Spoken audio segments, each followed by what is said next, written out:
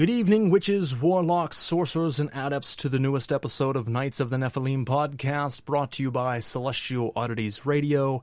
As always, I will be your tour guide on this mystic and mysterious journey that we call Magick. My name is Frater Crow, and I want to thank you for listening in tonight. Whether you are listening live, streaming after the fact, or you've downloaded it to your favorite device for on the go, any which of the three is fine, and we do want to thank you for your support and patronage. But please click the like, share, and follow button. The more that you do that, the more that it moves us up the podcast community rankings, more people that discover the show, the more that we're able to do with the show, keeps you in the loop as new episodes air, and gives you unfiltered access to our archives, which we have something for absolutely everyone that's a lover of the occult. If you've missed our last few episodes, you've missed some amazing episodes. We kicked off the season, this is episode 3 tonight, but we kicked off the season with Kadric Olson, who is a Norse mystic and expert of mythology and runes on the Norse side of things. Wonderful conversations of Vikings and of, something that I don't get to talk about too often with my guests on the show. A lot of us are black magic magicians and practitioners, don't get to see the Norse side of things too often. So that was a fun conversation. Then we got a little bit back to our traditional roots the following episode with black magic practitioner Nate Bells, talking over a slew of great conversations and topics. If you missed that episode, some very deep conversation there I think everyone will certainly enjoy. As I said, we are on episode 3 tonight of season 2, so you have a whole season last year of great interviews and guests we've had on the show. So everything that you can imagine in the occult field, from practitioners to authors to theologians to ritual tool makers, everything in between. We do air you our show every other Thursday night, 8 to 9:30 p.m. Eastern Standard Time. That's across all platforms from iTunes to iHeartRadio, Spotify, Deezer, Spreaker, CastBox, Google Play, Amazon Podcasts. You name it, we are on it, so feel free to listen where you feel most comfortable. But as I said, go ahead and click those buttons and help get us out there a little bit more. We think you'll like it. If you are a return guest, thank you so much. If you are new, stick around. You'll certainly find something that you love tonight. So we do have a wonderful guest. If you missed me interviewing her husband last year, we had a great conversation there in season 1, and now I get to kind of bring it full circle and bring her on tonight. And I'm speaking of Barbie Garrett, and I'm going to go ahead and tell you a little bit about who she is from her own words, and then we'll go ahead and bring her on the show. She says, "My name is Barbie Garrett, and from the time I can remember, I have been touched by the dark goddess Astarte.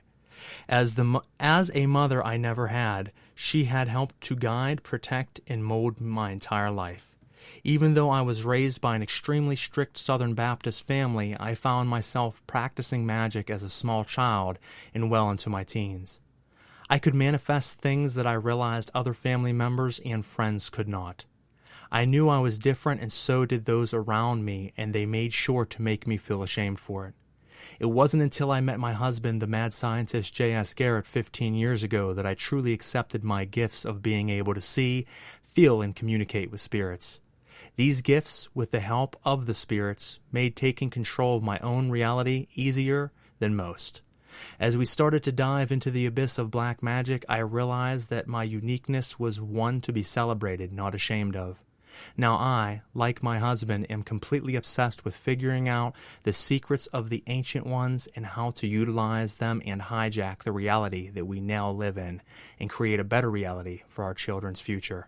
And we're certainly going to dive a good bit into that tonight. So ladies and gentlemen, light your candles, put on your ceremonial robes, and grab your ceremonial daggers, your magical grimoires and pens, and step into the circle as we summon the spirit that is Barbie Garrett. We'll be right back after this.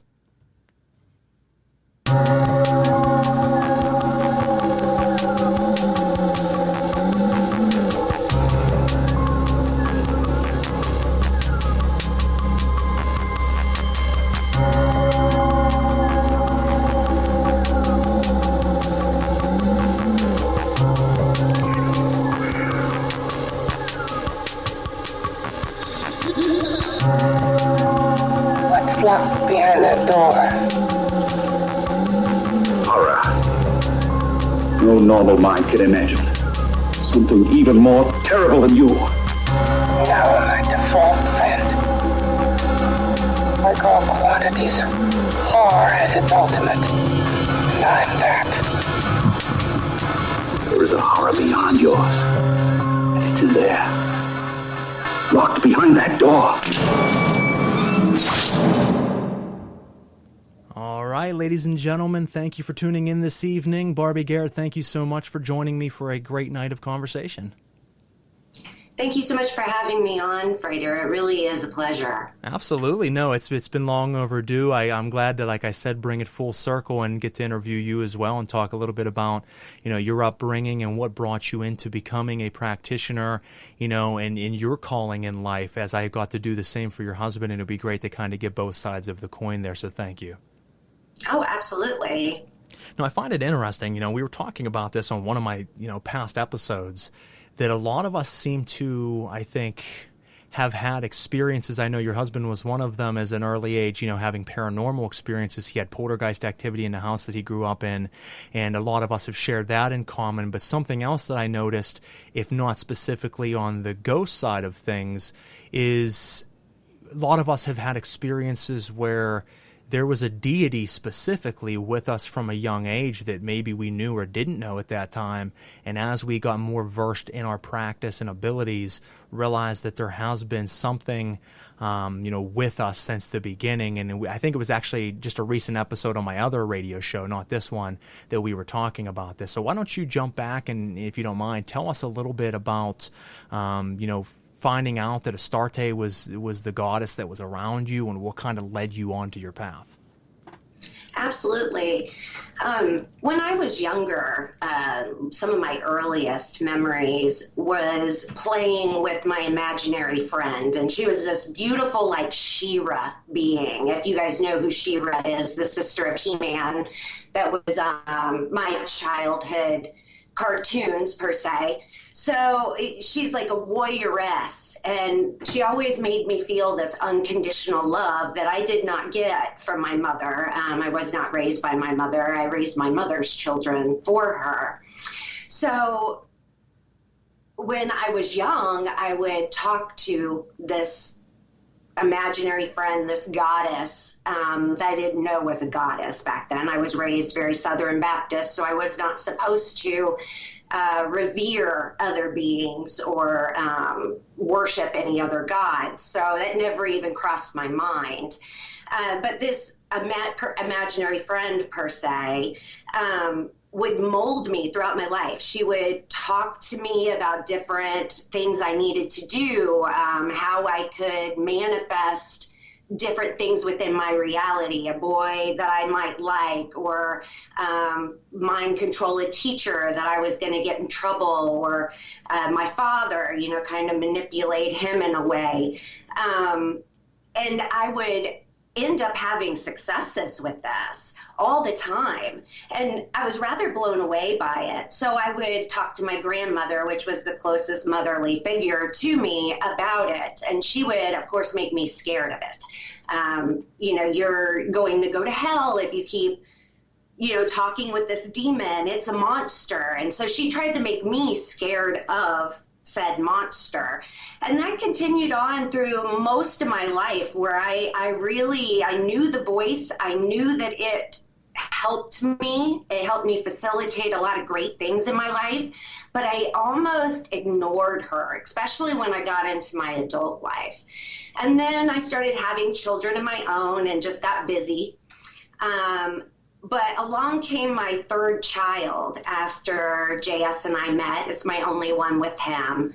And when she was little, she started talking at 9 months. So it was probably about a year old. She would lay on the changing table, and when I would be dressing her, whatever, she would look over my shoulder and she would play with something that was just in the air. You couldn't see it. I couldn't even feel it in the room, other than just being a normal presence that was there. And so we weren't scared of it. And so we would talk to her about it. And she would, when she finally could articulate a name for it, she would say, "Oh, you're so funny, monster." And it blew my socks off that this was she's calling her imaginary friend what my grandmother named my imaginary friend. And so as she's gotten older, we both have talked about this, a correlation, and it is the exact same being that both of us have been working with in our childhood. Like, she's just been there through our lineage is kind of how I figure she ties in.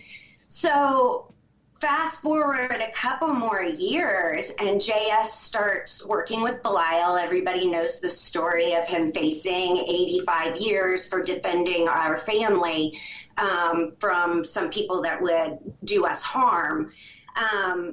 So he had made contact with Belial and really brought the spirit world into our reality. It became very solid for us. And we're flipping through some books, and the book just fell open to the page. It was the Goetia. It fell open to the page of Astarte. And I stared at it for a few minutes. I was like, that's her. That's who I've always been in contact with. It's choking me up because it was a seriously emotional recollection to realize that I had been in contact with something. There really was something there. I wasn't crazy. I wasn't going to go to hell. This thing had beneficially helped me. That was amazing. So that's kind of my story with Astarte. Well, it's kind of interesting that you had this being around you when you were younger, and I'm very similar in the regard that I had myself at least dove deep in to my occult practices and studies for a few years there, and then I kind of just stopped. And I don't think that the being ever had left, but had not made itself as present because I wasn't trying to connect with it, so it didn't try to connect with me as much. But then later years down the road, I did jump back even harder into my practices, and that's when I would have the revelation of finding out who and what it was, that it always had been there. It wasn't just random spirits. There were other spirits there, sure, but there was one in particular that seemed to center and gravitate towards me. And then it kind of just led to my path from there. And it's interesting that, your husband had interesting, experiences as a child with spirits as well. And then same thing, kind of gotten away from it, didn't, practice heavily. And then years later needed to, because of the incident with legal issues, was able to use, Belial to help in that regard, and seeing the results and how powerful and quick they came. Obviously started his path heavily, and kind of yours as well, back and forth. So it's very interesting how the two of you separately had similar things, and then it led to come together as a power couple in the occult. Yeah, it's whenever things line up just perfectly, there has to be something at play. We around our house, we say there's no such thing as coincidence, because once 100th coincidence has happened that you have manifested, you just get to a point where you know that you are the creator of your own reality. And yeah, working with these entities, I'm never going back. I will never pretend that they don't exist again. Well, I would hope that anybody that has a truly profound experience, some people still question it, I think, and say to themselves, is this real? Is this really happening? Is this my imagination? But when you break past that barrier and no, this is in fact, something beyond, and you have that just life-shattering moment, there really is no going back. At least I would hope no one would ever want to go back after that, because there are certain things, as you said, let's take the legal issues, for example. It happened so quickly and it happened so powerfully, and it was something that could have been a horrible situation for you guys and was flipped to be really the spark to the fire that would make the future for the two of you. And that's amazing. And you can't have a moment like that and not have it change your life and say, holy shit, something is at play here. It is both myself, but it is also something external as well.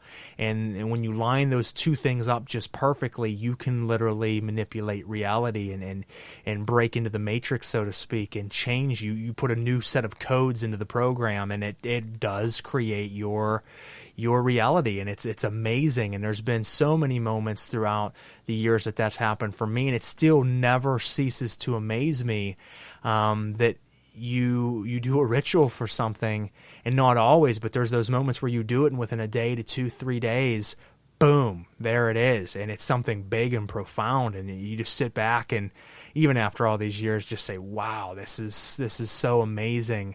And it's something that 99% of the populace doesn't even understand or tap into. As you said, in your childhood, you were taught to abandon that, to be scared of it, to be in fear that if you were to follow a path that was calling to you, that you would burn in hell for something that by no means would have you burn in hell. I believe that the daemons were placed here as currents for us specifically to work with, to grow, to learn and uncover and unravel our true self, our higher will, and become some of the selected few, when we die, to move on to something bigger. And most people won't reach that level. So it's funny how, I think a church had a big part of that, to be able to take something that was a savior and turn it into the demon, because then they can have political and spiritual control. So it's interesting how a lot of people could, as you were as a kid, be deterred and let that deter them the rest of their life. But thankfully, things came back around for you and opened it back up. Yeah, I honestly think that the spirits were trying to get our attention a long time before the incident that led us to really diving in. We just were hard-headed and didn't listen. We didn't understand or catch the opportunities that were put in front of us, or the red flags that we should have capitalized upon. And I guess some people are more hard-headed than others. Your life is going to get chaotic before it gets better, more for others than for some. Yeah, I don't know. Did you have the same type of experience where you were pushed into actually making the first contact with the deity that had been following you for all those younger years? So it was very interesting how it came about is for years as a child, and I talked about it on some past episodes, where I had contact with the spirits of the dead since I was about 6 years old, where I kept seeing spirits and hearing spirits and communicating with them. My very first experience was a full-body apparition of an older gentleman in my childhood home who didn't just pass by quickly like some spirits will do. He wanted me to see him. He stood there and stared at me and made sure that he got my attention. And that, for some reason, caused a fractalizing inside my brain where everything from that moment forward changed. And I had never seen anything before then, but after that, it started happening rapidly, where I was constantly seeing ghosts traveling through my home, and I was being able to interact with them, where not only were I was seeing them at first, within a couple years of seeing them consistently, I started hearing them, and I started to think that I was going insane. And I actually had told my mom, I think there's something wrong with me. I'm bipolar, I'm schizophrenic. And we go and have me checked, and I went and seen a specialist, and they said there's absolutely nothing wrong with you. You have nothing to worry about. You don't have signs of either of these two ailments. And I came up with the idea of using a tape recorder. This was before I knew anything about paranormal investigating and EVPs and things. And I started using this very old tape deck. I mean, this thing's fucking huge. It's like the size of an old computer. It was back like the original tape players. And I would put it on in my room and just let it run for hours. And I would listen back to see, am I just going to hear myself talking to myself? Am I truly insane? And sure enough, I wasn't. I started hearing whispers of several voices within my room that was not me. And for a while, I kept it to myself. And then I started sharing it with a very select amount of friends who upon hearing it, didn't know how to react to it. Some of them thought like I was manipulating the voices and I was truly nuts, and others were like, what the fuck is going on? I've never heard anything like this. And it really opened up for me at that point that I continued to communicate, and then I had to dig deeper and deeper, and through some other profound experiences I had, it led me into the occult, and then I started to do ritual. And the very first time I did ritual, I had a massive experience happen where I did a blind evocation of a spirit that not only showed up, but it actually possessed one of the other two friends that I was with. And when I say possess, I mean true possession, where he was contorting, his eyes had changed, he was just gone. We've never seen anything like this. It was like a Hollywood movie, but in real life. And then it actually made me step back from it. Rather than launching me further into it, I took years and years to just study, to read, to research, and not actually step into the circle at all. And then kind of, as you said, started my family and got married and got everything else going on. And then I had a very profound prophetic dream that took me back to an experience I had as a child, that when I experienced it in my dream, it seemed so real that it was almost like I was there. I could smell, taste, touch, everything. And as I woke up, it did something to me. And it was like that day, I said, you know what, I'm getting back into not only paranormal investigating, which I had done when I was younger, but into the occult. And then I just jumped in head first, and sure enough, it was like I picked up right where I left off. Within my first couple rituals, I was having amazing experiences. And I realized this was a calling for me. This wasn't just something that I'm okay at. This was something that for some reason was stitched into the fabric of my being. And from a kid, they were always there. And through works with Ashmodai or Asmodeus, I don't know why, whenever I jump back into it, he was the first big name that I wanted to get into. Not to just do ritual for self-power or gratification, but to actually summon a spirit. He was the first that I had picked after all those years, and amazing things started to happen. And within about the 6th or 7th time that he arrived, I started having communication from him that he has always been here, and he was the one that was with me in my room when I was a child. And then he started to share visions with me through meditation that made a lot of sense and brought full circle things that had happened in my life as a child. I talked about this recently on a live video where it actually not only unlocked hidden memories that I had suppressed of things that had happened. I talked about a child situation where a babysitter actually had molested me, and I forgot all about this. And through this ritual, it all of a sudden, boom, was back. And he unlocked not only that door, but several doorways, proving that he was the one that was there since I was a child. And everything just changed at that moment. And that was a few years ago. And that's the last several years I've just been, going balls to the wall. But that's kind of how it came about for me, is, being there, then stepping away from it. And as you said, I think there was still signs. I ignored most of them. Weird shit would happen a lot. But most people, do just shrug it off. Oh, that's just, it's just my imagination. But there was no imagination. It was once I came back, he was always there. Yeah.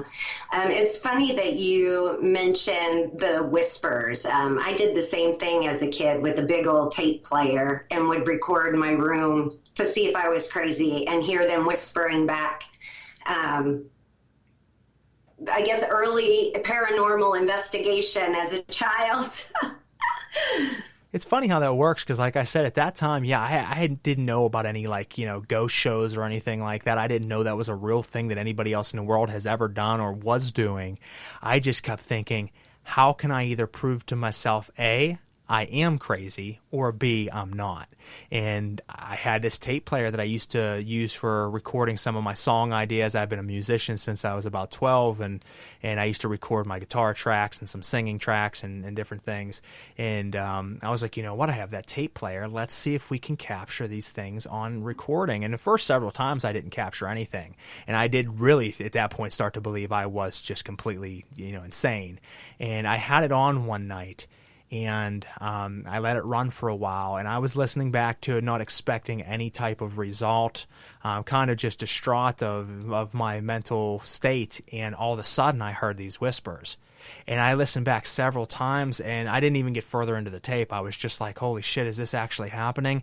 And then I let the rest of the tape play, and this went on for a good hour of solid conversations where I would be talking out loud, and then you would hear 2 to 3 different voices talking, communicating with each other and me. And then that's when I said I kept it secret for a while, and then started sharing it with some of my friends, and they didn't know how to handle that. I mean, that was like a shattering of their reality as well, and they didn't want nothing to do with it, whereas I was like, holy fuck, how can I dig deeper into this? But that's the difference between, I think, most people who want to unravel the mysteries and those who don't. A lot of people will hear it and run from it. There's only those select few like us that are going to hear it and run towards it. Yeah, I think a lot of people like their bubble, their safe little bubble where they don't actually have to look into anything. They can just enjoy football or go to a concert or the movies or whatever it is, and they never even think about pulling back the curtain to look behind it. And I think, there's nothing wrong with that for those that like that, I guess. But I just think, you have all the time in the world to do that, but there's only so many opportunities to really connect with deity and spirit. And each time I do, I learn more and more than the last. And to me, it's enthralling. I can't stop. It's an addiction. And not just for the rush of it. Sure, that's great as well. But how deep does the well run? And, as you and your husband are going to be joining me soon here in a few months for an investigation, that is one of my passions as well, because I look at the two worlds there very differently. There's the paranormal investigation side, usually with spirits of the dead, though sometimes I have come across parasitic entities. I have come across what I would call demons, but not daemons. I think there's a big difference. And then shadow beings and things like that. But then there's also ritual, and I feel like both of them tap into different planes of existence. And I love going to those high-charged areas where it's, for instance, just myself sitting in a hallway of, 200 rooms in these giant buildings, black as can be, and just saying, I'm here and I want to communicate, come out and talk with me. And the biggest secret that people, I think, fell when they go to paranormal investigating is they talk too fucking much. They want to sit there and just talk and talk, or they expect something to happen in 5 minutes. They want to use all the fancy gear, which, don't get me wrong, I have all the fancy gear. But here's the thing. Most of the time you'll catch me with a tape recorder, a flashlight, and me. That's it. And I turn it, all the lights are out, and I sit there with the flashlight down on the ground off so that they can turn it on and show me that they're there first and foremost, and then we can speak with each other through the recorder. But I usually just let them know I'm here to communicate. Come and communicate with me. I'm not bugging them, asking them their name and all that shit, although I will do that from time to time. I just simply sit there and say, let's talk. And that's the secret. I'm sorry. No, you're good. I was saying that is the secret, just sitting there and saying, come out and talk to me, and then just being quiet for a little bit. They're usually not going to show up in 20 seconds, but maybe 15 minutes later, all of a sudden you see a doorway down the hall swing open, and then you hear footsteps coming down the hall towards you, and then your flashlight turns on, and then you feel the brush of air go by you. Then they're here, and then that's when you can start to have a real communication. And most people say, well, I've never experienced anything. I don't know if I believe in any of this. When's the last time you went and sat in a fucking supercharged building alone in the dark for an hour in silence, after letting them know you're here to talk, and then seeing if they would talk to you? And 99% of people say I never have. Well, then how the fuck do you expect to experience anything? You have to put yourself out there in order to receive it. Agreed. I'm super excited about coming on that paranormal investigation. It'll be our first one to do in like a setting like that. And, I was going to ask you that. Yeah, no, this will be the first time. And I've learned, though, I've been in a lot of haunted places before. I've used to clean cabins, and I swear each and every one of those had some sort of entity in there that was constantly trying to get my attention, or a ghost.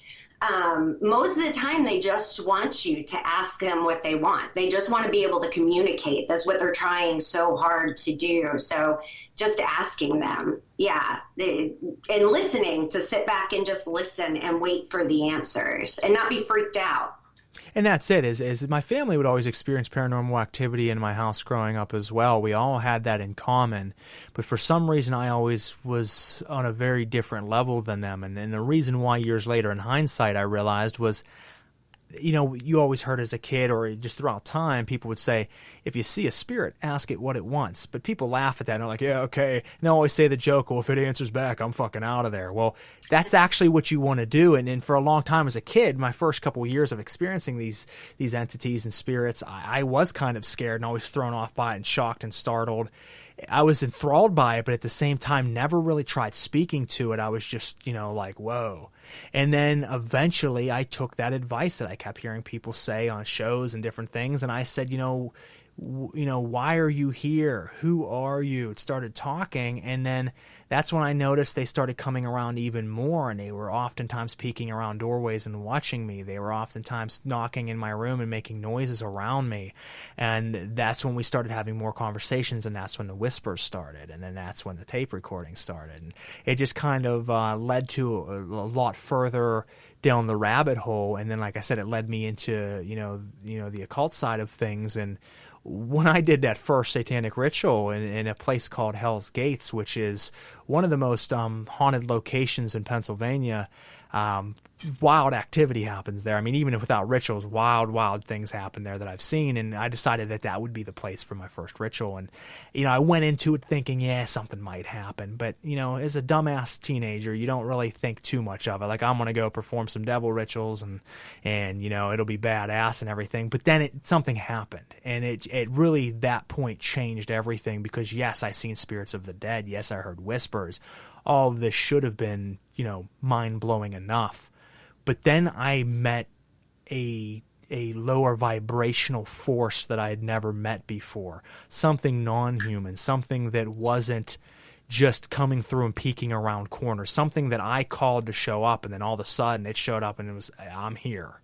And that's when things changed, and that's when, as we talked about before, I ran headfirst into it, but I knew I had to be cautious, so I spent years reading and researching what is the proper way of spiritual summoning, what is the proper way of forming a circle or protecting yourself, doing banishings. How can I learn the essentials of black magic to protect myself, those around me, and do it properly, because I don't want to have a shitty transmission. Sure, you can call a spirit and do a sloppy job and still have an experience, or you can do everything perfectly and get 100% of that spirit rather than 10.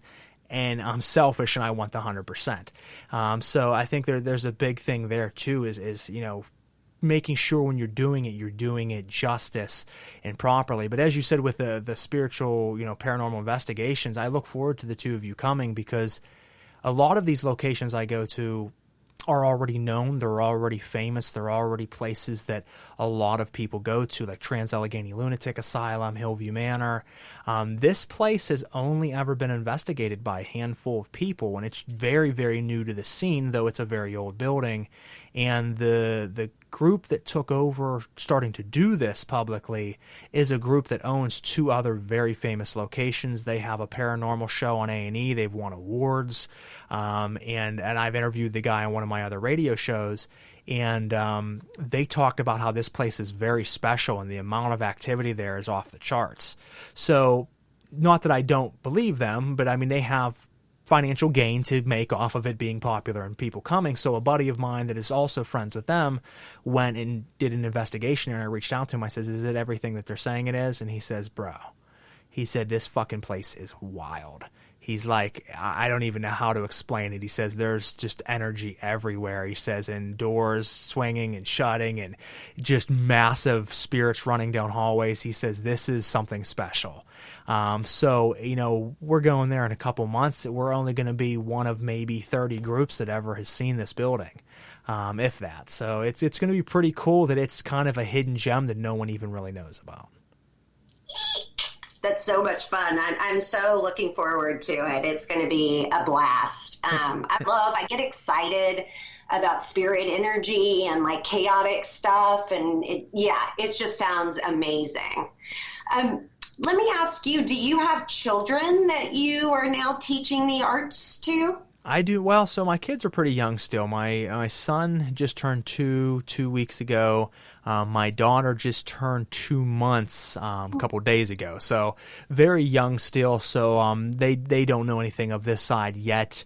I'm not sure. I'm kind of strange in my practice. I don't know if I will teach them anything about what I do for quite some time to come. And a lot of people would say, well, Frater, why is that? Why wouldn't you want to immerse them into it? And here's a weird thing, folks, and I have a lot of black magic practitioners that listen to this show, and they're probably going to say, what the fuck? I actually am glad that I grew up the way that I did, and I grew up in a Catholic family who I actually went to Catholic school and went to church. No, I by no means support Catholicism or Christianity by any means, but I think that gave me a certain outlook that if I grew up pagan from the get-go, I couldn't have had. I am someone who is immersed in theology of all religions. I love religion. So there's a lot of people say I hate religion, and everything, but I don't believe in the dogmatic side of it in my practice.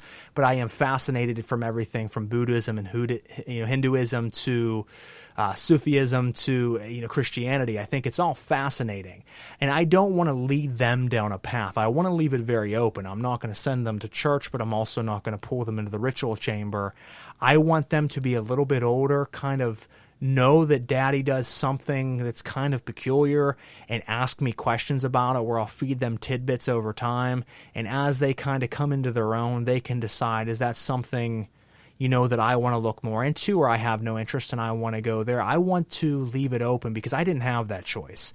As you said, with your family, I was the third of 3 brothers, and my mom thought that my brothers were trouble. And when she had me, she wanted me to be the great one of the 3, the one that was the nicest and the least trouble. So she sent me to Catholic school since preschool through 6th grade.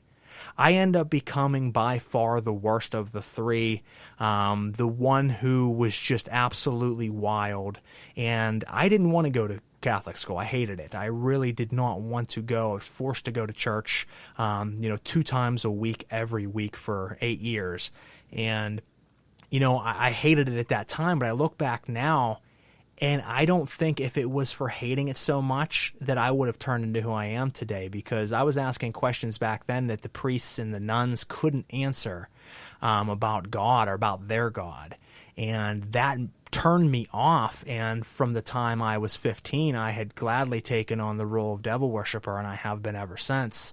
And I don't think it's not like to rebel against my upbringing, but it was because I felt that since the beginning that was always there, and it just took some time to grow. And I want that to happen for my children without the forced religion, to kind of let whatever it is that's calling to them grow, no matter what that might be.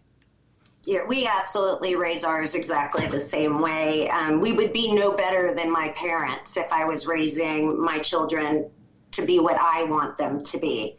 But our youngest child has definitely stepped into her own.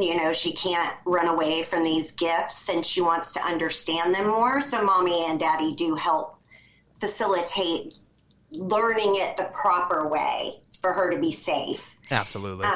Yeah, and she does. You were talking about asking the spirits to what they want, just to speak to you and listening. She does a lot of dowsing. We have constant paranormal activity around here because she kind of leaves it open to whatever will talk to her, which can get kind of crazy around the house. But for the most part, it's pretty innocent. And that's great, though. Like I said, I'm hoping, that they will come into their own and have questions and want to experiment and dig deeper into that side. But if they told me, Dad, I have absolutely no desire, that's fine as well. But I would love to see them get into and teach it to them properly. Because as I said, no one taught me. I didn't even know another occultist. When I was 15 years old and I started dabbling in ritual and devil worship, no one I knew on this planet was into that. And there wasn't, MySpace and Facebook and these things that I could contact these other people to talk to about it. It was just myself, and I just jumped in head first, and I started doing shit and saying, well, let's see if this works. And sure enough, it did, and that was great, but I had absolutely no safety net. And the problem with that is like my friend who became possessed at that first ritual, I truly believe that he has been fucked up ever since then. I mean, he's always been very troubled and conflicted with things, and I'm not saying that that's the sole reason, but I believe that's heavily a part of it, because unlike calling upon, Astarte or Ashmodai or Abaddon, any of these great spirits that you can learn from, I believe that what I did, is opened up the door for anything that wanted to come through in a highly known paranormal location, which is actually a very, very old cemetery from the 17 and 1800s, and then just invited and said, I call you to show up in front of me in beholdable form, appear for me. And, sure enough, something came, but it was something malevolent. That's where I distinguish the difference between demons and daemons, is I look at daemons as the gods that Christianity cast out and made into these evil forces that are not, that you can learn from. But I do truly believe, unlike a lot of black magic practitioners, there are demons. And a lot of them will say, oh, demons don't exist. No, demons do fucking exist. I've met several of them on paranormal investigations. I've seen other people, aside from my friend over the years, and been a part of exorcisms, and watched people contort their faces and do things that are physically not supposed to be possible, that are terrifying. And these are beings that are not there to teach you anything. These are beings that want to rip you the fuck apart because they don't like humankind. They are something very malevolent. So you have to be careful with that. But if you're taught the proper way, you can help avoid those things. And your daughter can be taught that from two wonderful practitioners, where I was just some dumbass in a graveyard at 15 years old just saying, show up and show me where you're at. And these things were showing up, but I don't think they had the best interest in mind. Yeah, I think a lot of young practitioners, especially before YouTube, before the days of Become a Living God and other Black Witch Coven, all these amazing platforms that have helped push the occult arts forward, were out there.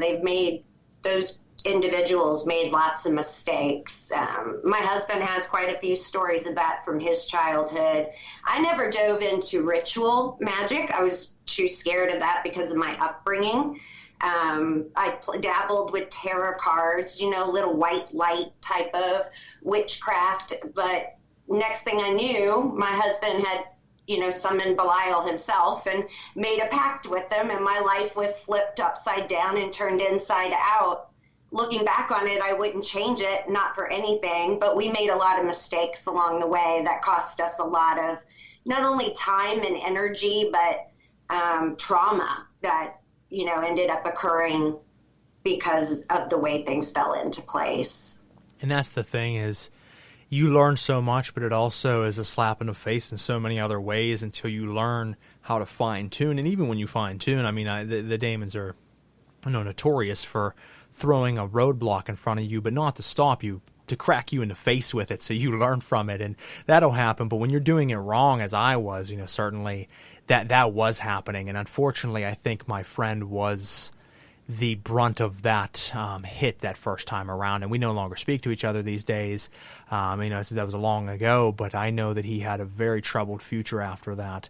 And I can't help but feel somewhat guilty. I don't, in the sense that I told them beforehand what we were doing, and it's every man's choice. I'm not your caretaker.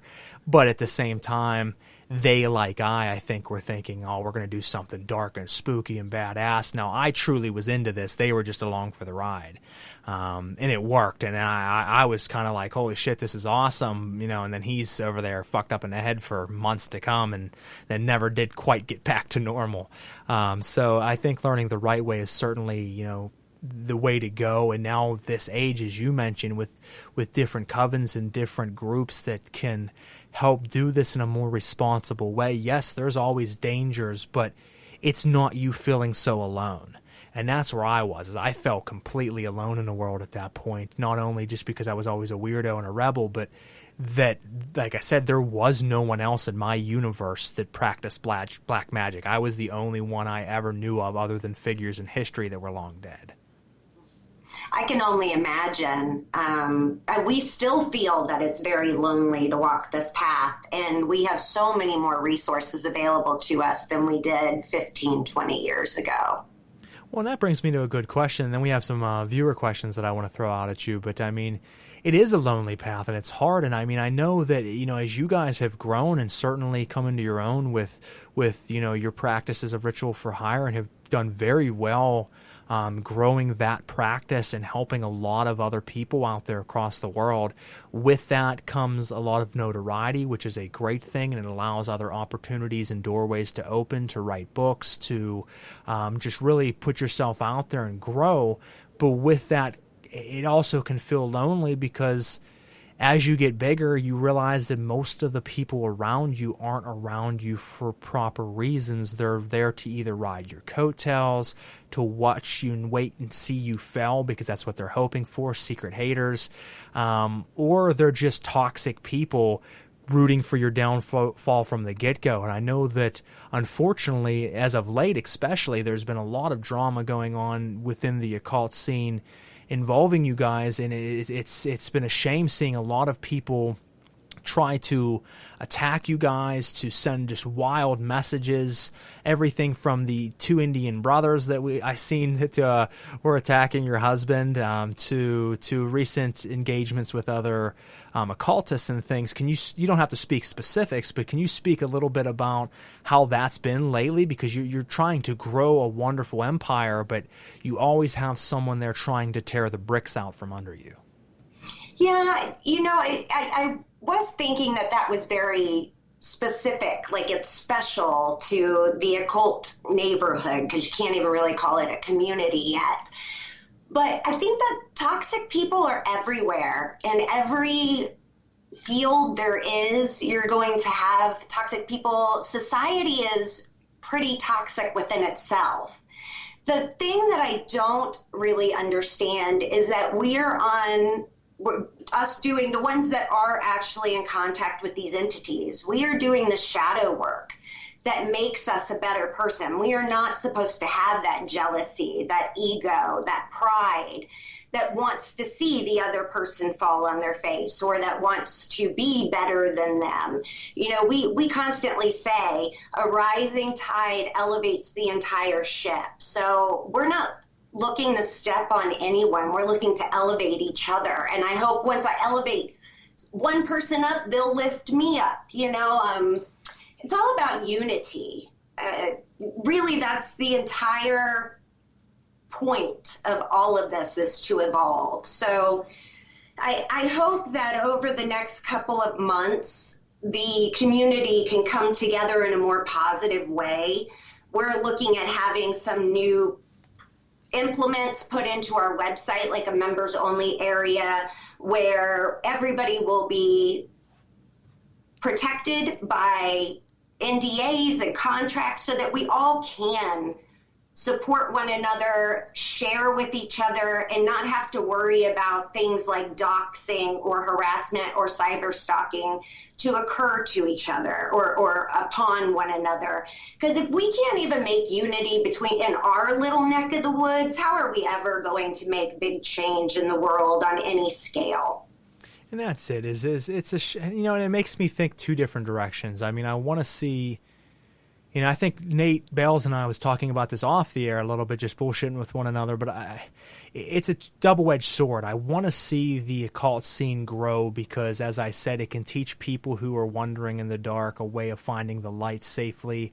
It can help people not feel so alone. It can teach people new ways of life that weren't around, when we were younger, and all those things are great, and we can unify with one another and help one another grow, because as you said, I mean, you can always try to fight to the top yourself, or you can help build up those around you, and you can all grow together. And that's always been kind of my philosophy, and I love that. But then I also look at it that one of my big things in magic, and I'm still known for it, is I'm very secretive on things. I've been practicing for, going on 20 years now, and I don't share a lot of what I do and keep it secret, because the more I share, yes, the more it helps, but also feel like the more problems it brings and the more people that try to tear it down.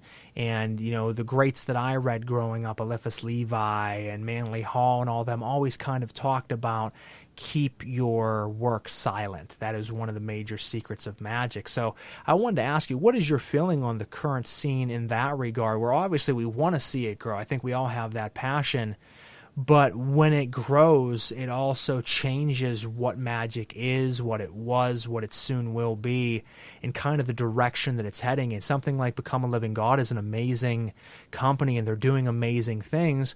But then, you know, on the opposite token, and this is not to throw shade on anyone, you could also say that because of that, it has opened a lot of misunderstanding in magic and caused a lot of rifts. So I look at it on both factors, that it's very vital, but it always is, there's always a ripple. Any effect that you make in life is going to have a ripple effect from it. Agreed. You know, I don't know if there's a right or a wrong answer to how we push the occult arts forward. For us personally, we only put out what the spirits push us to put out. You know, there's a ton of stuff that we do that's in the shadows, that's very secretive, that we'll never teach a single person. And that's for our own protection or our children's protection for the future. But teaching people how to bring their reality to fruition and build better realities for each other, or for themselves, giving them the tools in order to make their life better. I think is very important, though. Otherwise, where the world will be in a decade, or a generation or two, it'll be a really scary thing, a really scary thought. How much more control will we put on everything?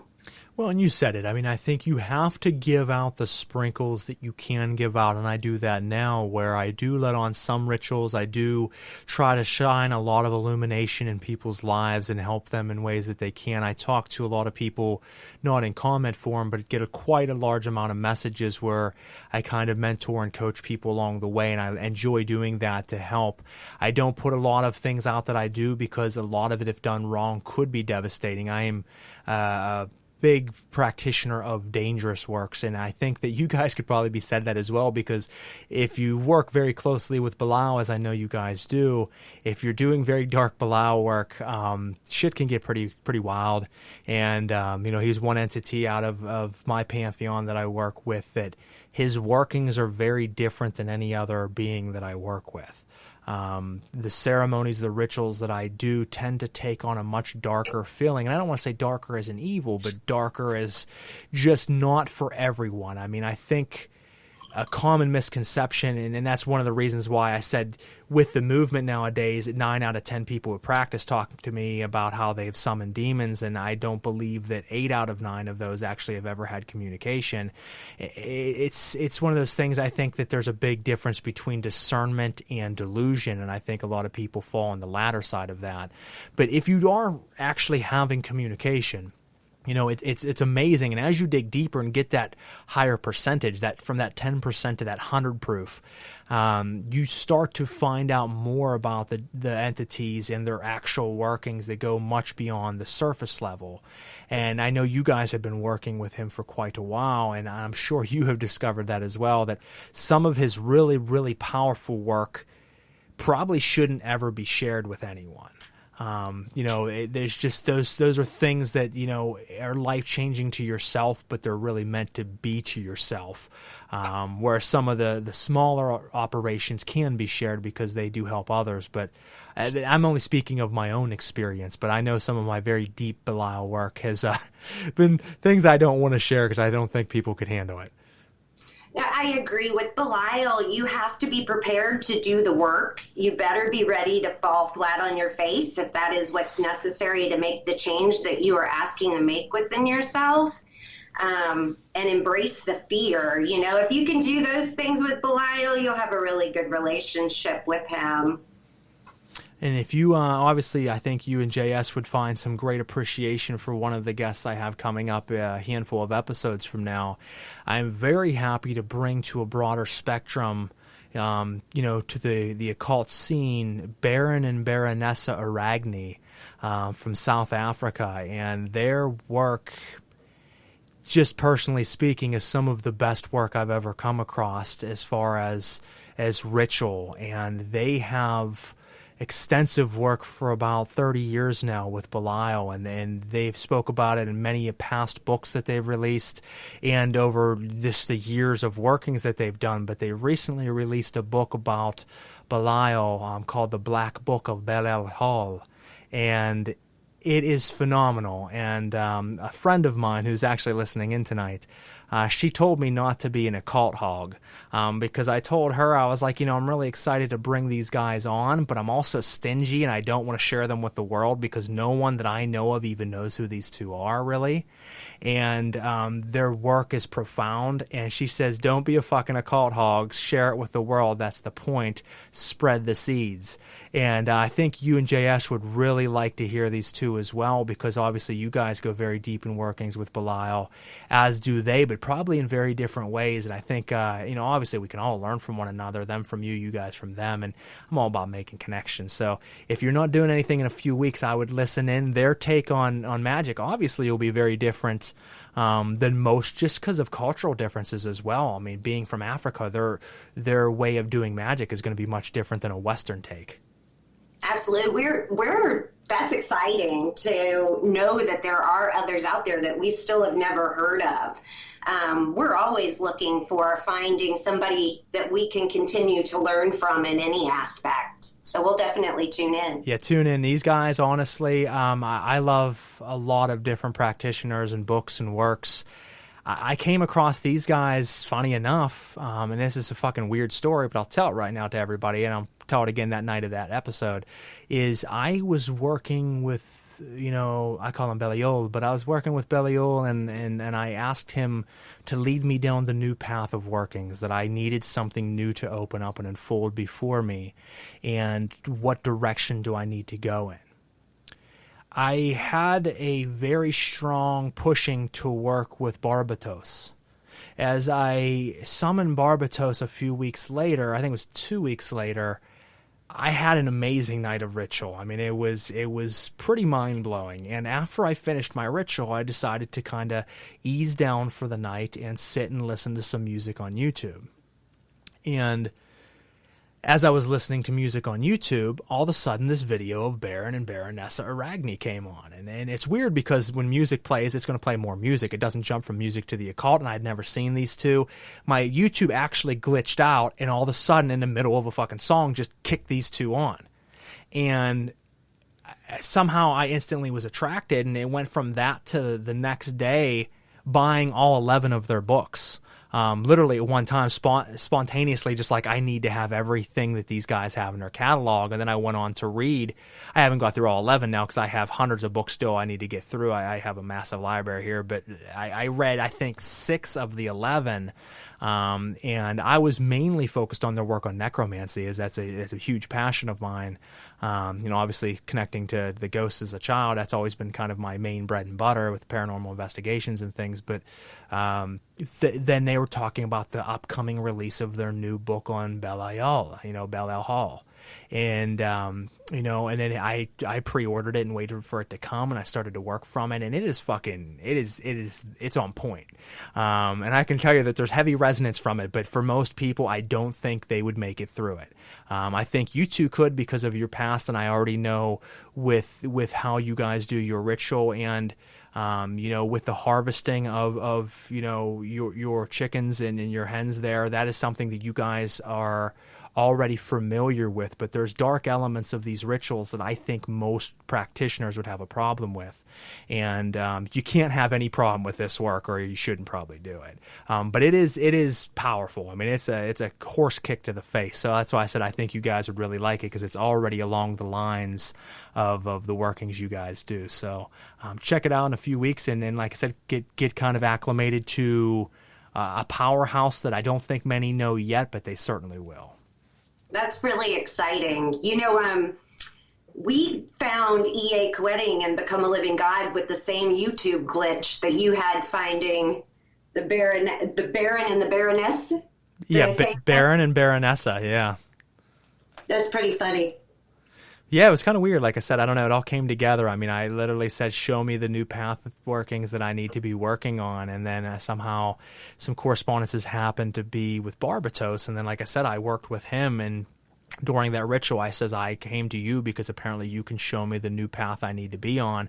And I had amazing in-vision work with meditation and scrying that night.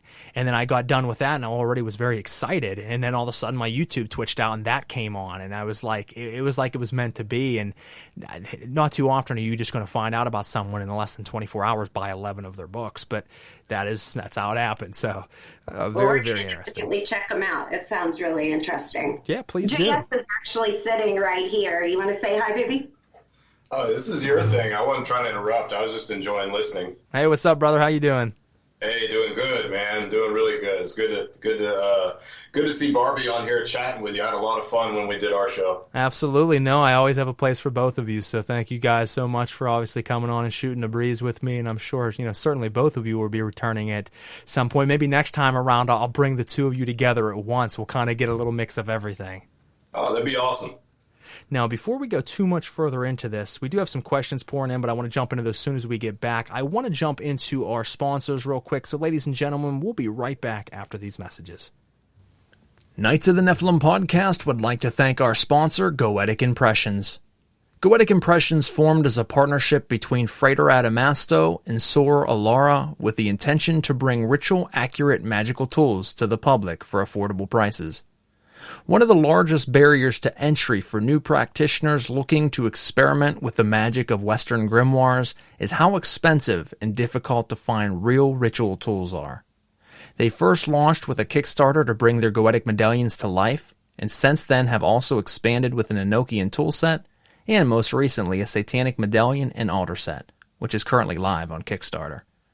With over 20 years of magical and occult experience across a range of traditions, Goetic Impressions is the place to find affordable, high-quality ritual items. You can check them out at goeticimpressions.com. Again, that is goeticimpressions.com. Make sure you give their Facebook page a like as well as the Knights of the Nephilim page. Send me a message and I'll hook you up with a promo code for 10% off your overall order. Thanks, guys. Knights of the Nephilim podcast would like to thank our sponsor, Limitless Liberation. I'll read you about this wonderful company from their owner, Elena. Limitless Liberation was inspired by both Lucifer and Belial. Lucifer has been with me most of my life, as far back as I could remember. Belial and I started to work when I was going through a very difficult part of my life.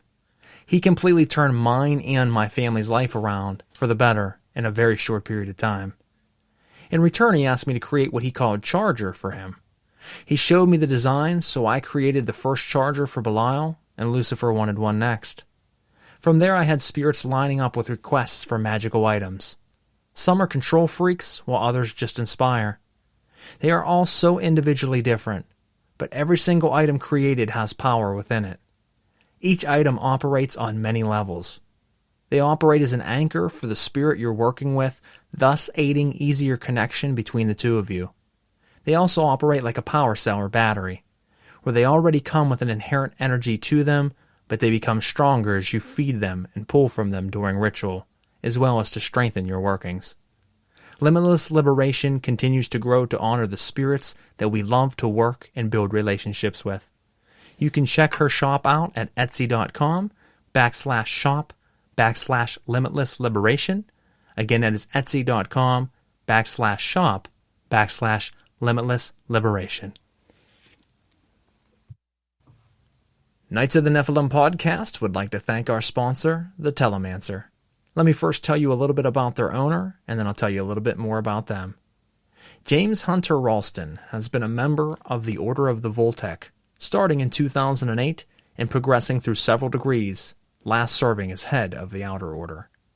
The Order of the Voltec is an offshoot of a pylon of the Temple of Set, originated to study and practice several forms of the sorceress methods centering on techniques used by Mexican and other Central American priests and magicians.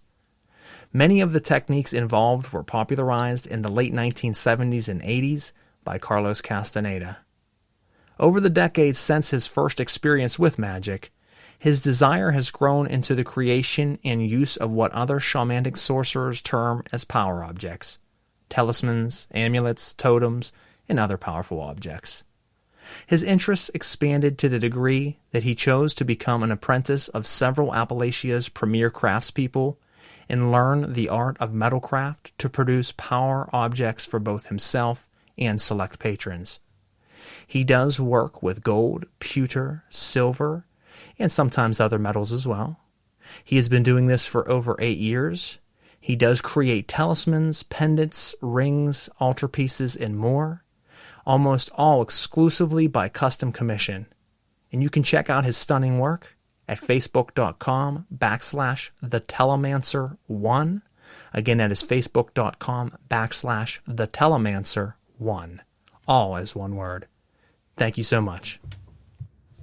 All right, guys, and we're back on Knights of the Nephilim podcast. I am Frater Crow, and tonight we are hanging out with Barbie Garrett, Black Sorceress, talking about many different forms of magic, different things going on in the occult world, how we feel about the current climate in the occult, and much, much more. If you've missed the last hour, don't fret. At the end of the live portion of the show, which ends at 9:30, you can always go back, download it to your device for on the go, or stream it from the beginning. That way you don't miss a thing. But for the time being, you would have to listen live until this ends, and we have about another half an hour to go. We do want to thank our sponsors, obviously, as you just heard on my commercials here, Goetic Impressions, Limitless Liberations, and The Telemancer. We do also have 2 new additions starting next episode, and that is it. I have room for only 5 sponsors, and those are the 5, and I couldn't pick better sponsors to be, so I'll announce more about the coming 2 here next episode. But thank you so much to those guys for all of their support of the show. We have some comments coming in here, and I want to read them off, so let's go ahead and jump in. We have question for Barbie. What is your favorite divinational tool or ritual to do? My favorite tool would be, what type of metal? The dagger you bought me. What type of metal? Is that obsidian? Stone. Damascus steel, that's what it is. He bought me a Damascus steel dagger that's like folded hundreds of times. So it's super sharp. Really, really durable and strong. And then my favorite ritual to do is probably the self-love rite that I offer. And that's because it ignites a person from the inside out with confidence, sexual energy, personal liberation, personal power. And that's always amazing to watch come into fruition. No, and I mean, and that, you said it right there. I mean, that's interesting that you brought up Damascus steel. Very fine metal, very expensive, but very fine metal. It's very strong. I was actually the other day looking at getting a new ritual ceremonial dagger made of Damascus steel, and I couldn't pull the trigger on it because all I could hear in the back of my head was my wife kicking the shit out of me because I've went a little deep recently on some new purchases, and I'm like, do I really need the dagger? But it's sitting in the back burner of my mind right now, so I could understand why you have such a resonance to it. Great metal to work with. And, you guys offer some very profound rites for people to check out, that being one of them. And the second that I wanted to talk to you guys about was your reverse baptism. I think that as someone who has grown up as a devil worshiper and a Satanist from a very early, childhood, to me, that was something, another one of those things that I thought was important to do before I knew that it was a thing that really other people did or could do.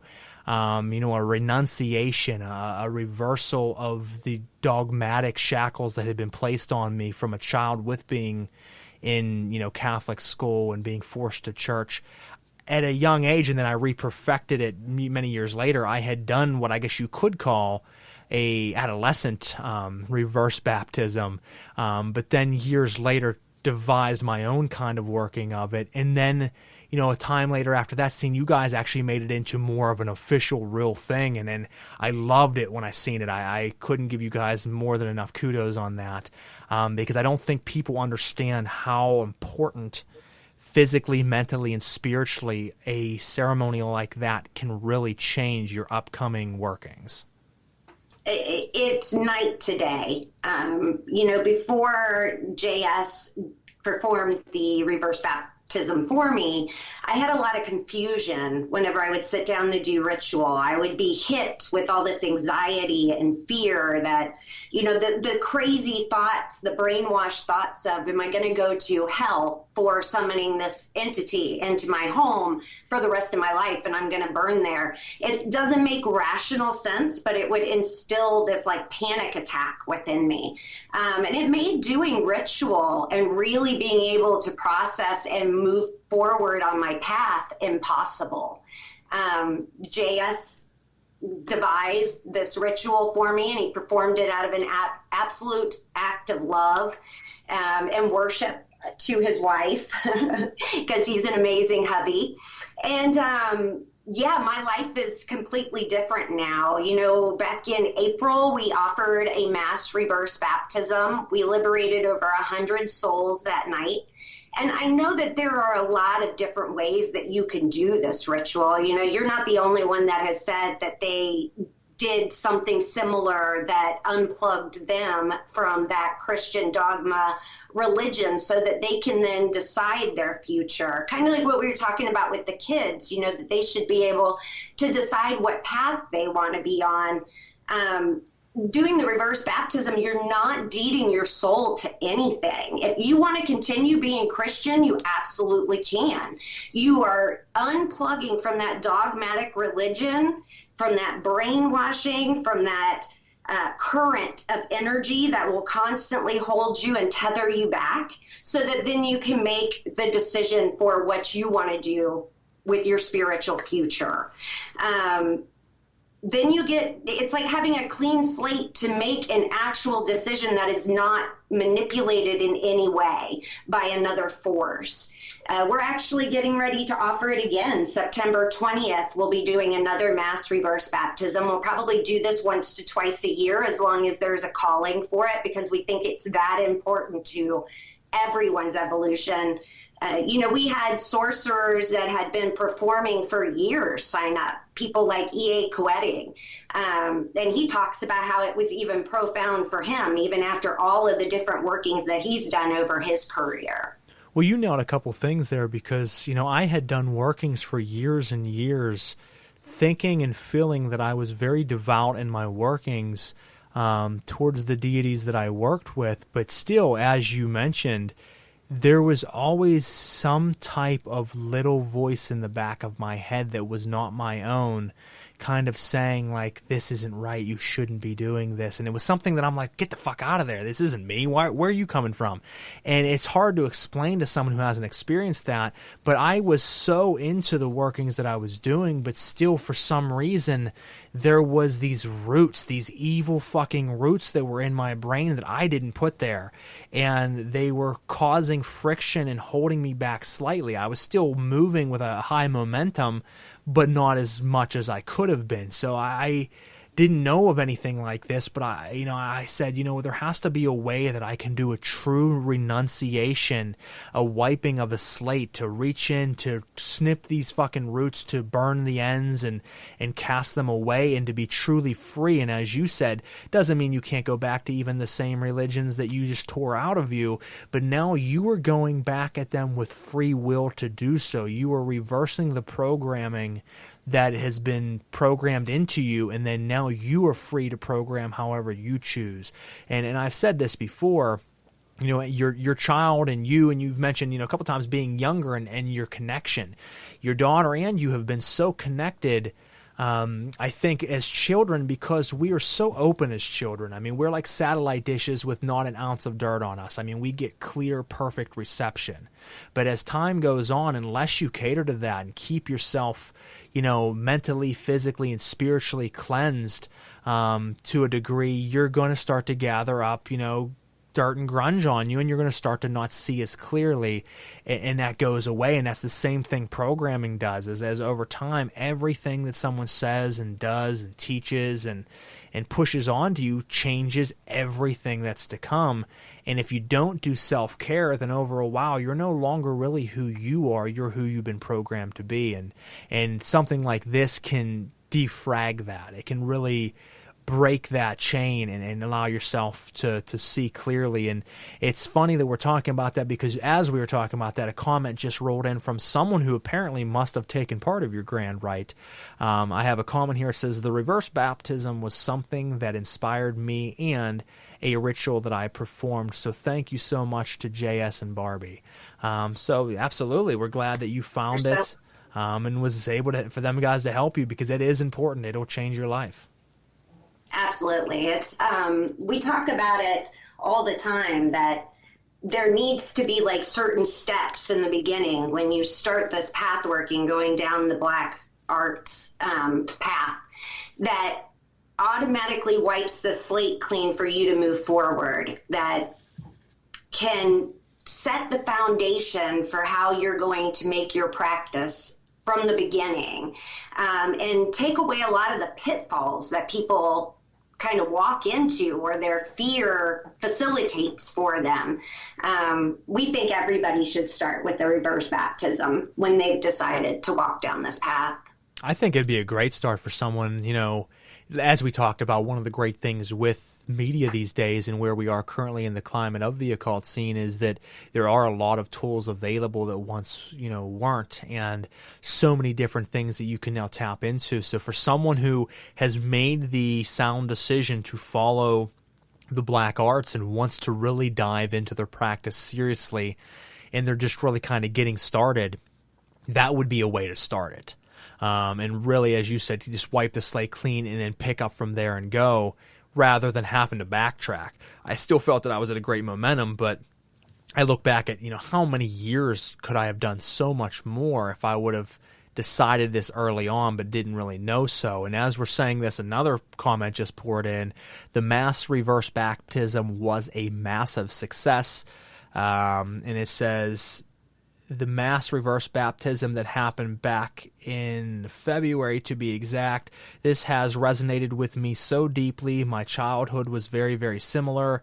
Great information, and the reverse baptism has just made it to the top of my list. Thanks for sharing. Well, absolutely, guys. That's what we're here for. Whether it's JS, Barbie, myself, or any of the other practitioners I have on the show, we just want to plant seeds that help you guys have an easier time than maybe we had. Don't spend 15 years really fine-tuning your craft if you can do it in 5. I talked about this, with some other practitioners along the way, about how the generation now, you're finding people who are 22, 23 years old that are phenomenal practitioners. And that was unheard of back then. It's amazing. I'm loving watching the tide change. I'm loving watching my children, they're 18, 21, and 13. So they're like on the cusp of being able to walk into their own personal power. And to have other practitioners that are really amazing practitioners at this age, and they're good people that they can look up to, it just melts my heart. It's crazy. I mean, I love it, because I by no means am old, but I look back at people much younger than me, and I feel so happy for them that I'm like, who would have ever thought back then that this could be a reality? I mean, you look at the baby face of Serial Krabat.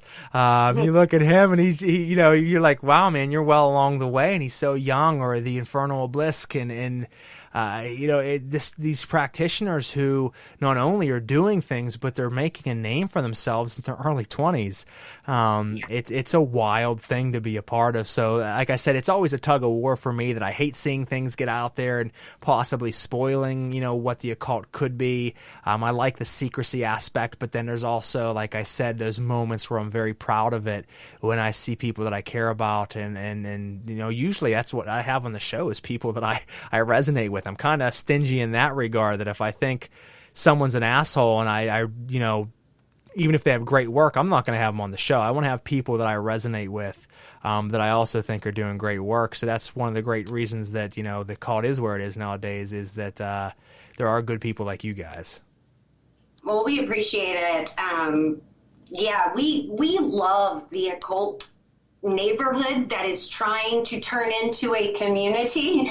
And I do feel like putting the information out is absolutely necessary in order to reach people at the masses. You know, we can't change the world into anything positive if we aren't being that change, if we aren't putting it out there. And what JS and I put out is really just what helped us to become in control of our own realities.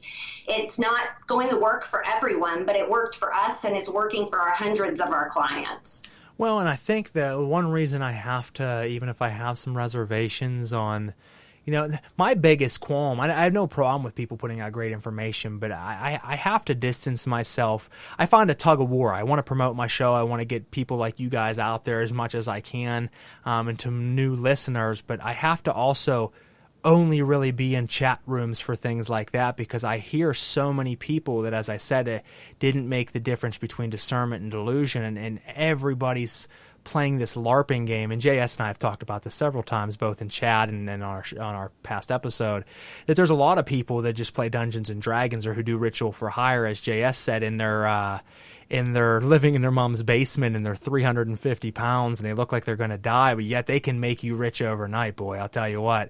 And you start to laugh because, you know, if you're not living the life yourself and showing it, how the fuck can you do it for someone else? But then there are real practitioners out there. But the important thing that I have to look over for myself personally is that this is a time of change. And as I put up a post the other day, there is something big that I know is coming from workings that I have done that I don't think a lot of people are aware yet. But there's a storm coming, and when it hits, it's going to make a lot of difference. And now is the time for it to happen. I think this is a huge change to reverse the grips of the evil cult that is Christianity. And I, you know, there's a lot of people like, holy shit, did he just say that? Yes, I just said that. We're at a time period where they're finding thousands of bodies of young children that were murdered by Christian hands because they were Indian children and they didn't speak our language, and their life was meaningless to these people. And this is only one of 1,000 different things that these churches have done to the human race because they've gained so much power. And it's no secret to the people out there that church attendance has dropped heavily over the last several years, but yet also the revival of occultism has never been as high as it is right now. We are on the precipice of a turning of times, a new aeon, and this is by no means the height of it yet, folks. There is something big, very, very big coming, so just watch out for it. It's pretty fascinating. So that's one of the reasons that I have to stand back and say, let the winds blow, because in order for the change to happen, change has to happen. We're not really in control of anything anyway. No. We're just the vessels that make it happen on the physical plane. We're just the radio receivers is the way I like to look at it. Is so we just pick up the messages sent to us, and maybe we can share it with some people that it'll resonate with. I mean, it's only going to resonate with the people that want to hear it and understand it anyway. If they're not ready for it, they're not going to hear it. Yep. Yeah. We got some other messages pouring in here. I can't believe what the church has done. Had a Catholic call me evil the other day. Oh, well, they always fucking call us evil. I seen a thing the other day. I was watching a YouTube video. It was pretty funny. The lady said something about a Luciferian church, and she said, she says, God doesn't allow all religions, and this is one of the ones he doesn't. And I was like, how the fuck do you know what God allows and doesn't allow, lady? And he doesn't allow all religions, doesn't he? I mean, doesn't he? Because yours, it's just fucking mind-boggling when you hear some of the ways that Christians speak. But that's fanatics of any religion. I mean, it doesn't matter what religion is. There's devil worshippers out there that won't believe in any, mysticism of any kind. It's just hell Satan and let's wear all black and fucking kill the neighbor's kitten. And that's not something I support either. I think those people are just as fucking stupid as fanatic Christians. So it just depends. You're always going to have, people that jump off the deep end. So, there's a lot of mental illness out there. Well, that's the biggest thing. I mean, you guys have fallen victim to it, people reaching out to you that are fucking crazy. And then I've had to deal with some of these same people. Yeah, there's a lot of people that are just batshit crazy. We got some people jumping in from different places around the country. I seen a couple other ones saying from different states they were in. I have someone just dropped in now, said hi from Canada. Hello to our Canadian friends up there. Hello, hello. And all right, so I always like to ask this question of my guests. If you could, Barbie, go back in time, if you could have every second, every moment that you've spent in ritual, meditation, studying of the occult, every second of this life back of this side of things to put towards one other thing, what would it be? Something other than magic? Yes, if you could have all the time ever spent in magic back, all right now, what would you put it towards? JS is humping the air. I'd probably put it towards my children. You know, I was a stay-at-home mother for my kids' whole life, really, besides a couple of years of working here and there in between. And the one thing you get as they're starting to get older and they're no longer babies is you realize all those moments that the days were long and the years were short, and all of a sudden it's caught up with you. So if I had any time left over anywhere, I would just sit down and play with my kids more. Well, you just said a quote that I love right there. The days are long, but the years are short. And that hits home. It really is, because, you know, sometimes the days seem so stressful and tiring, and you're like, holy shit, what a day. But then in the blink of an eye, a whole year is gone, and you're like, where did that go? And it does go by quick. I'm sorry, wait till they're standing over you at like 6'4" and they're in the army going and deploying to another country. You know, like it happens as soon, you just blink and it's over. So I would do my children's childhood all over again, and I would just take more time being with them. And I know you said you have a 2-year-old and a 2-month-old, so don't let those days pass you by. Really enjoy them while they're little. I am, and thank you. I had to cut some ties with a lot of projects that were very near and dear to me, that were worth letting go, that were very time consuming, and yes, they were fun, but at the same time, I had to have that extra time to be able to spend with my family, because I know how quickly it goes. And hey, I'm still at a pretty young age, so whenever I do get to retirement age, who's to say I can't pick, the things back up at another time in life. So you have to always put, what's valuable first. And then that's certainly family. I think it comes before anything. So I definitely feel that. Absolutely. We're coming into a new stage in our life. I just grieved a couple years ago about not being able to have any more babies, that stage was over, because I would have a football team of them if they weren't so expensive and so time consuming. They need a lot from you. And I want to be able to give the ones that I have as much as possible. But just spend as much time with your kids as possible. Yeah, and I'm not going to let my wife hear that, because she, after the first one, she says, Garrett, I really think we should have a second one. I love them. And then we had a second one, and now we said 2 and done. And she's been, planting that seed the last several weeks. Garrett, wouldn't it be great to have 3? And I'm like, honey, no. We ended up, JS, I couldn't talk into it. I tried for years and years and years. He didn't want any more. So now our business is our new baby. So that's what we put all of our time and energy into, is growing this and awakening as many minds as we possibly can. That's what you got to do. I'm a firm supporter of that. I mean, I think that's the biggest thing more than anything is I always say, how many beacons can you light? Because if you light enough beacons, the whole world will feel our glow. And that's been my mission, certainly. So kudos to you guys on that end. Now, I guess I should bring us here to the last point of the show. My last 2 things. If you could give advice to someone starting out in the occult, someone who is brand new to all of this and just overwhelmed with everything that's out there. I mean, if you imagine today's day 5 of your occult journey and you start to look up, how to do magic or what am I doing here, all of the books and titles and groups and covens that would pop up, that would be actually the one thing that is negative with nowadays market, is because back then at least it was filtered that I didn't know anybody but there wasn't a whole lot of material, so it was easy to start. Now it would be, there's so many people to talk to, which is great, but where the fuck do you jump in at? So what would be your advice to someone if they were starting right now on how to kind of get started? Well, first of all, don't overthink everything. Magic is not as hard as you make it out to be. Everybody thinks they're going to make mistakes. As long as you stick with the entities that resonate with you. If one is calling to you, I would probably choose that one, and then just do the work. Just get in and do it. A simple evocation, on our YouTube channel, we give lots of DIYs, very simple evocation rituals with entities that are not scary, that will not be tricksters. They're not going to hurt you. They're only beneficial in your world. Yeah, so just get in there and start facilitating. And once you make that intent come into this reality and the physical matches your metaphysical request, you're going to be hooked. And stay away from gurus. Yeah. I stick to the like you had said earlier, the practitioners that you can look at their life and they have what you want. Because, JS and I, we don't know everything. We're not the best that there is at everything. That's why we hire other magicians to do work for us. But what we are good at is making our desire come into the physical reality. We are good at wealth rights. We are good at self-love. We are good at our love rights.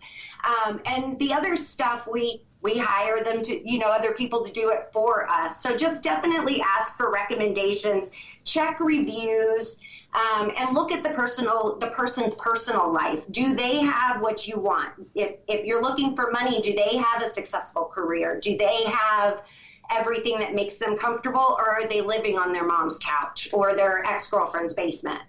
No, those are all very strong points, and I want to just kind of branch off on the one part that you said is never be afraid, folks, to understand that you're not going to be a master at every aspect of magic. One of the biggest things that I get approached with by people when I'm messaged is that people are trying to do too much. I want to be a master scryer.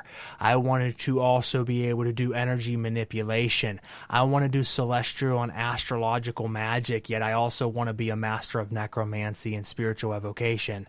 You're trying to jump into like 9 different categories of magic that each one individually you could spend a lifetime doing, and mastering itself it would take a lifetime. So pick 1 or 2, maybe 3, but don't go beyond that. Myself, and I only speak for myself, I focus on divination of scrying. I focus on spiritual communication and necromancy, which I kind of place in the same bubble as the original terminology of necromancy is summoning both the dead and demons. That's been always my 2 faucets of focus, is scrying, which is part of those rituals, and spiritual communication. I would love to do all these amazing things with talismans and planetary bodies and times and summon exactly at 12:01 with fucking blue robes on. That's great. And I've done some of those workings, but that is very time consuming, and you would have to give up everything to follow that one path. So pick what resonates, or pick what you notice you're strong at. Sometimes you might be amazing at a form of magic you really didn't think you wanted to follow, but that's your calling. And as you dive into it, you learn more of it and maybe fall in love with it. So kind of filter it down. I think we live in an age where we want everything, and you can't have everything. Pick 2 different things and then work to master those. This is not Harry Potter. You're not going to always get instant gratification, instant results. Be patient and have confidence in your rituals that they will come to fruition. And you're right, pick your drug of choice. Whatever it is that you can completely obsess over in the magic realm, that's what you should focus your time and energy on. 100%.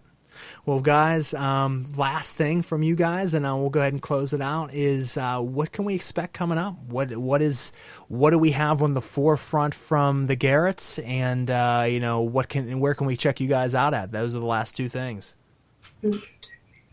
Yeah, so our website is jsgarrett.com. We are also on YouTube. at JS Garrett. We are about ready to, I already mentioned the upcoming reverse baptism. The next mass reverse baptism will be September 20th. So be on the lookout for that if you're needing to sign up for it. We're going to make it super affordable like we do with all of our group rituals.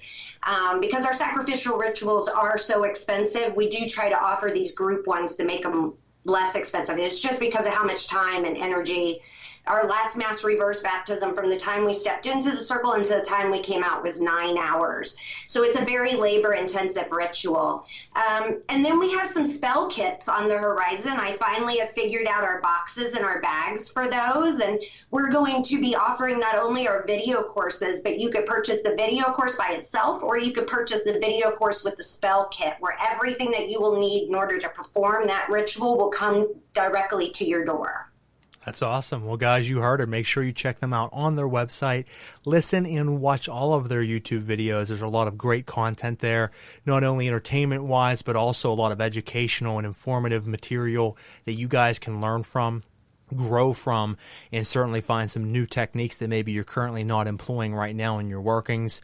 Other than that, thank you so much, Barbie, for coming on tonight and allowing me to pick your brain and just bullshit with you a little bit. It's been a wonderful time, and as I said, certainly we'll have to have both of you back together again, probably in Season 3. We got 9 more episodes of Season 2, and then next year I'm thinking about doing the best of and bringing back just a handful of my favorite guests over the last 2 seasons, so you guys will certainly be a part of that.